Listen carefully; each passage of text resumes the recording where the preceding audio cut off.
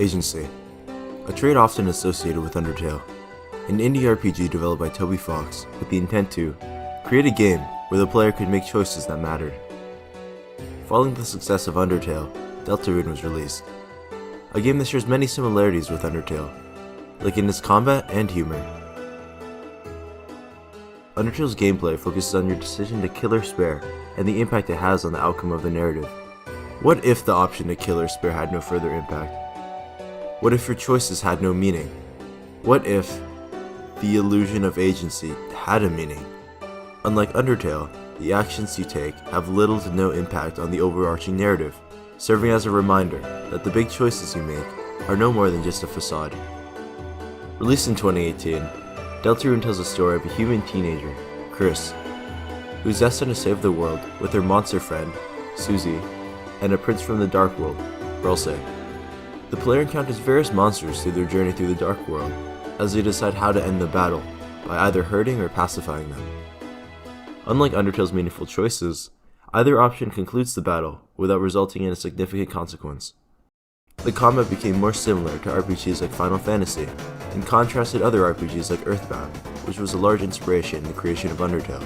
Like many other traditional RPGs, you follow a linear narrative in which you focus on improving your stats and upgrading your gear. This gear becomes important during combat, where the damage you deal and the damage you resist are influenced by the equipment you have. The player can select an action during their turn, which includes fighting, acting, using an item, using magic, sparing, and defending, while the ability to fight and spare is given to the three characters you manage during combat.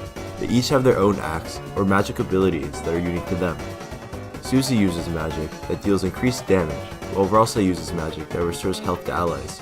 During the monster's turn, the player controls a heart, also known as their soul, and avoids projectiles flying around them, akin to that of a bullet hell. Grazing attacks, defending, and hitting enemies builds up the tension points gauge, which is what also allows you to use those magical abilities. This is seen in many other RPGs, traditionally in the form of mana points. The original idea of Deltarune came to Toby Fox in a fever dream he had in 2011, before the development of his first game, Undertale.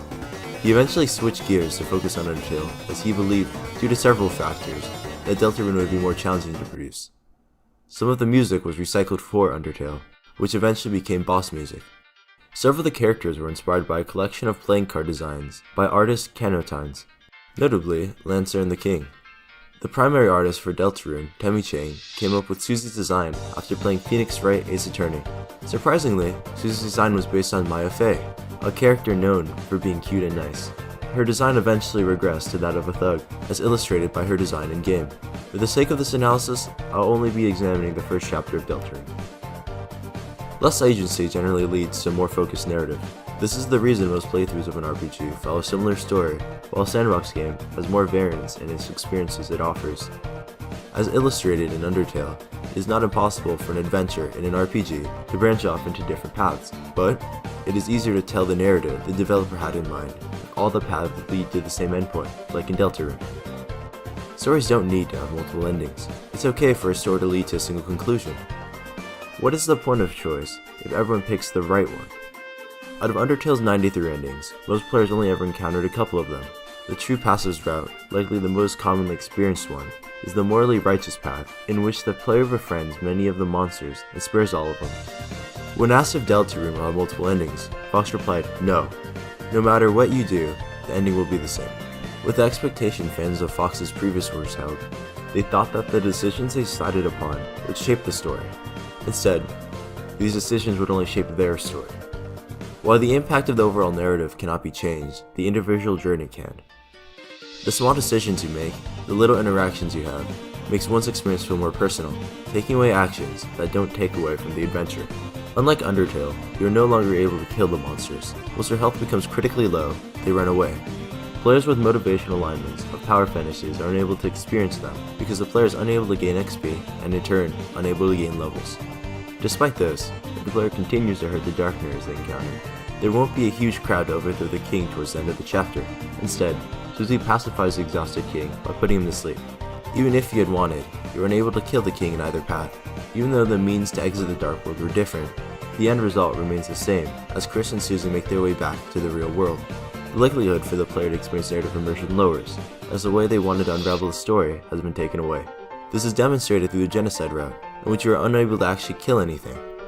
For players who seek this approach, their desire to see the next step may disappear, since the consequences of their actions aren't fully addressed.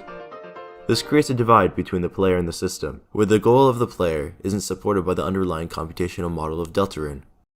The immersion experienced by the system's elements of fighting become dull, a dissatisfying experience that leaves the player discontent. Being a pacifist seems to be the righteous choice, and really the only playstyle for the player to pick. This denial of choice can be seen at the beginning of the game, where the player must customize a vessel. Many games have elements of aesthetic agency in which they can customize their character however they want. Deltarune prompts the player with different body parts, a choice of name, and several other options connecting the player to their creation, for it just to be scrapped and replaced with a predetermined vessel, Chris. It is the narrator who addresses the player directly during the creation of their character. They refer to your avatar as a vessel, as if your soul searching for a body to inhabit. This creation is implied to be who you'll be, so you take your time and customize each section carefully. You aren't simply inserting yourself as the protagonist, but getting inserted into the game as the protagonist. This breaking of the fourth wall doesn't take the player out of the experience, but instantaneously grabs their attention. No middleman is being referred during these conversations, it's just you and the narrator. He remarks that your creation is wonderful, right before discarding your creation. No one can choose who they are in this world, once again, taking away your ability to choose. The choice to remove these big decisions denies the player control, being unable to manipulate the story they see fit. But what if you're meant to be a pawn in a puzzle? A piece to fit the story rather than a conductor moving the pieces to shape their story. If your actions aren't followed up with serious consequences, then your control over the narrative must not be that serious. No one can choose who they are after all. This isn't a mistake. These big decisions often create a promise of delivering major consequences, usually being difficult to follow up on. By keeping a non-changing outcome of the chapter, all players can experience the same important key points as each other. A game like Undertale, where there are several branching paths, leads to some important points being missed, since there are changes in every experience. The experience players have with games is much more than the control that comes with agency. While agency is often found in many well-known titles, it wasn't the only reason they were so great. The inclusion of agency is a choice. However little or much the developers decide to add is influenced by the tone of the game and the meaning behind it. Deltarune's decision to limit players' control was to illustrate that your choices are meaningless. From the disposal of your created character to the lack of change in the outcome of the narrative, the illusion of choice is the notion that looms over every decision in Deltarune. Unlike some other narrative-driven games, Deltarune can incorporate this facade into its storytelling, using preconceived notions players have and subverting their expectations. Just as important as having a game where the player can make choices that mattered, it's crucial to realize that a game where the player's choices don't matter can be just as meaningful. Games don't need a huge amount of agency to provide a powerful experience. The power doesn't come from the player, but the developer's power to provide emotional investment that immerses the player in his character and world. You might not be able to influence the characters, but maybe the characters might be able to influence you. Start to grow, and the places that you know seem like fantasy. There's a light inside your soul that's still shining in the cold, with the truth, the promise in our hearts. Don't forget, I'm with you in the dark.